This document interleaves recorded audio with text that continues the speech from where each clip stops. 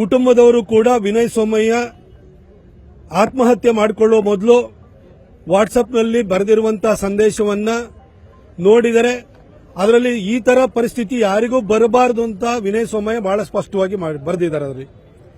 ಹಾಗಾಗಿ ವಿನಯ್ ಸೋಮಯ್ಯಗೆ ನ್ಯಾಯ ಸಿಗಬೇಕು ಅಂತಂದ್ರೆ ಆ ವಾಟ್ಸಪ್ನ ದೀರ್ಘವಾದಂತಹ ಸಂದೇಶದಲ್ಲಿ ಅವರು ಉಲ್ಲೇಖ ಮಾಡಿರುವಂತಹ ಇಬ್ಬರು ಎಂಎಲ್ಎಗಳಾದಂತಹ ಪೊನ್ನಣ್ಣ, ಮಂತರ್ಗೌಡ ಹಾಗೂ ಇನ್ನೊಬ್ಬ ಹರೀಶ್ ಪೂವಯ್ಯ ಜೊತೆಗೆ ತೆನ್ನಿರ ಮೈನಾ ಈ 4 ಜನರ ವಿರುದ್ಧನೂ ಕೂಡ ಎಫ್ಐಆರ್ ಮಾಡಬೇಕು.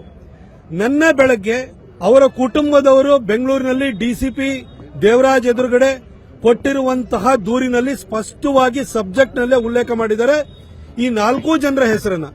ಇಷ್ಟಾಗಿ ಕೂಡ ತೆನ್ನೀರ ಮೈನನ್ ಬಗ್ಗೆ ಮಾತ್ರ ಎಫ್ಐಆರ್ ಹಾಕಿ ಇತರರು ಅಂತ ಹೇಳಿ ಉಳಿದವರ ಹೆಸರನ್ನ ಯಾಕೆ ಕೈ ಬಿಟ್ಟಿದ್ದಾರೆ? ಹಾಗಾಗಿ ಈ ಇಷ್ಟೋ ಜನರ ಹೆಸರನ್ನ ಸೇರಿಸಿ ಎಫ್ಐಆರ್ ಮಾಡುವವರೆಗೂ ಕೂಡ ವಿನಯ್ ಸೋಮಯ್ಯ ಕುಟುಂಬದವರು ಅಂತ್ಯ ಸಂಸ್ಕಾರವನ್ನು ಮಾಡುವುದಿಲ್ಲ ಅಂತ ಹೇಳಿ ನಿನ್ನೆ ಸ್ಪಷ್ಟವಾಗಿ ಹೇಳಿದ್ದಾರೆ. ಇವತ್ತು ಇಲ್ಲಿ ಕುಶಾಲನಗರದಲ್ಲಿರುವಂತಹ ಸರ್ಕಾರಿ ಆಸ್ಪತ್ರೆ ಎದುರುಗಡೆ ನಾವು ಅವರ ಮೃತದೇಹ ಇಲ್ಲಿದೆ.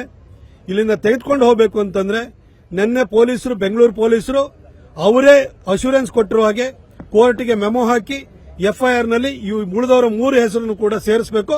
ನಾವು ಅಂತ್ಯ ಸಂಸ್ಕಾರವನ್ನು ಮಾಡ್ತೀವಿ.